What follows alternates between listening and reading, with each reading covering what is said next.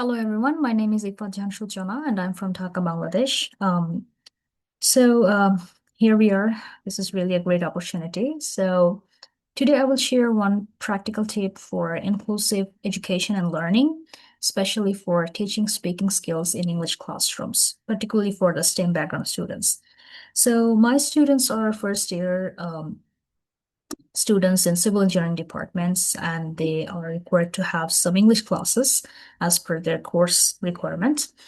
And so here I will use civil engineering examples because that is my real teaching context. But please remember that it's only an example from me. And any teacher from anywhere in this world can replace it with business, nursing, humanities, or even school level context. So the method stays the same. You just adapt as per your teaching context and your students' need. So here I will focus on something called Safe Start Speaking, which is kind of a low risk entry routine that will help your students to participate in the classroom. So as you can already see my slide here, that's it. I have mentioned one strategy, a very useful strategy all over the world. This is called Think, Pair, Share. All right. So one thing I need to say that why inclusive classrooms matter actually. So you know what, in my university, I personally observed that civil engineering classes, they're mostly male dominated. So like if there are 45 students, only 5 or 6 students are female, the rest are male. So actually this can happen for many reasons, many societal expectations, fewer female role models, or sometimes families and other students might think that engineering is probably not for girls. That's really a stereotypical idea. So this gender imbalance in the classroom can actually affect classroom communication, and particularly in group activities. I have seen that some students, they're very confident, which is great. Mostly male students, they speak up, they naturally just stand up and start speaking.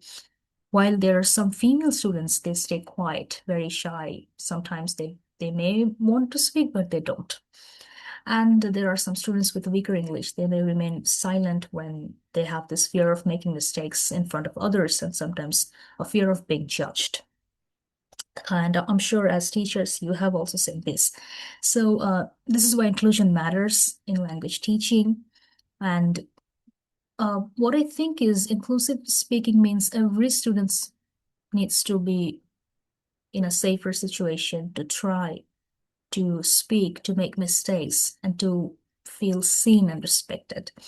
So many of our classrooms are still not inclusive. Teachers, they are overworked. Teachers, sometimes they don't care.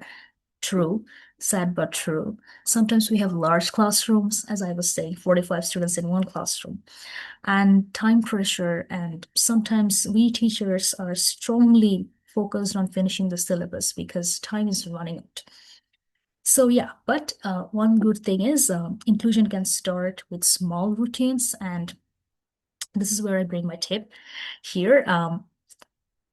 It's safe start speaking. So here it is. As I was saying, think, pair, and share.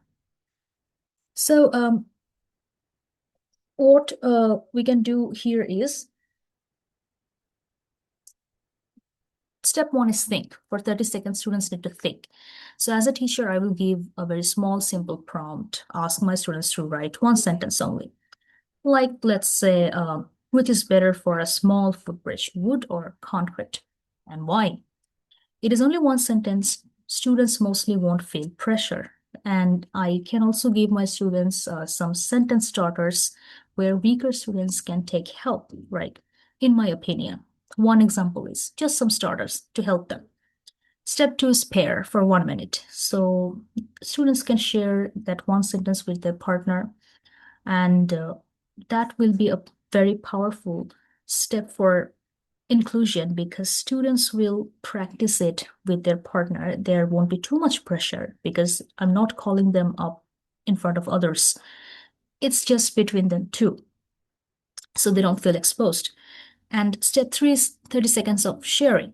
So this is where I will invite two volunteers to share their one sentence, or maybe I can choose from any pairs without forcing them.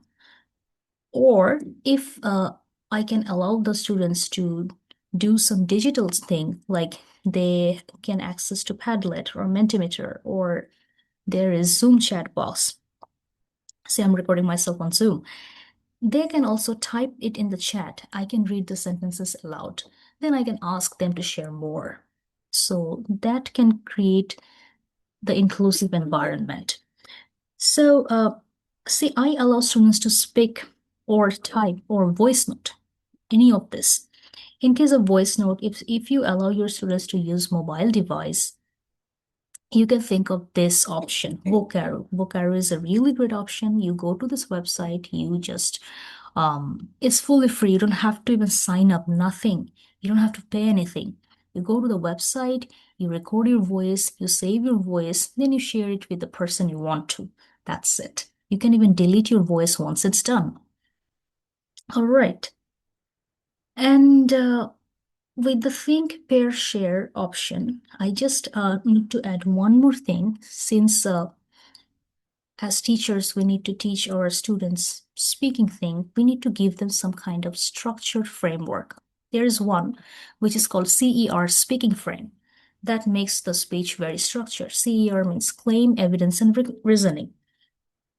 So here what happens is one student can speak one sentence and then upgrade it to like using a claim, then evidence and reasoning. Like if the sentence is like, we are choosing this for the footbridge, then the claim has to be something else. We should choose concrete.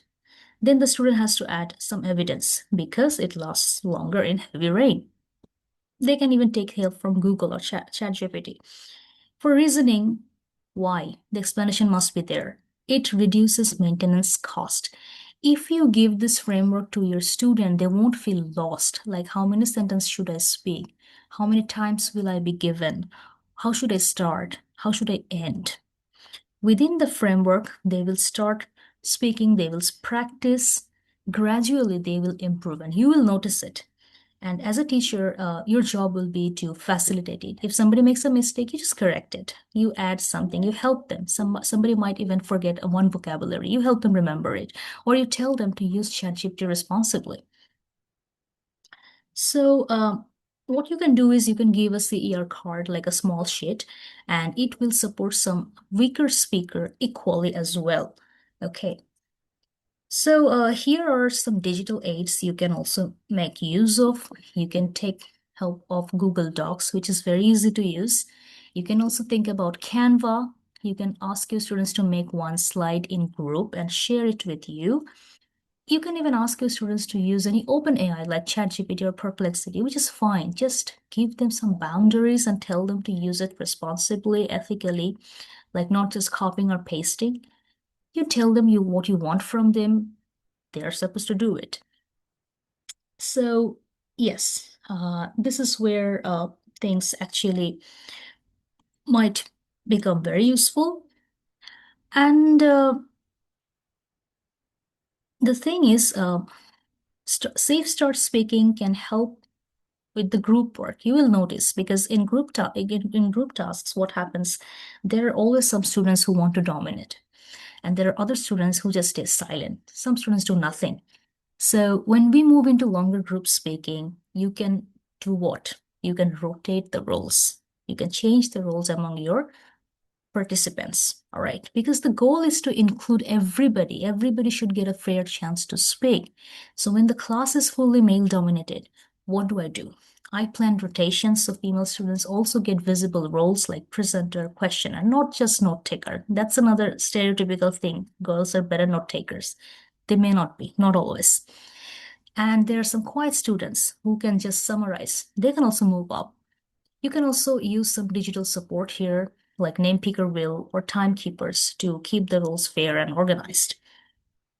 And as I was saying, this I personally liked this Vocaro thing. Also, you can use Padlet, which is really interesting to use. You just create a Padlet board and you share the link with your students. Your students will just go there and you assign them one topic.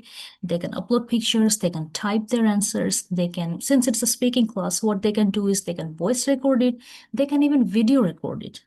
All right. And only you as teachers can see this. So the student doesn't have to worry that somebody else will read or see his or her answer. So that can also be a very safe space for the students to share.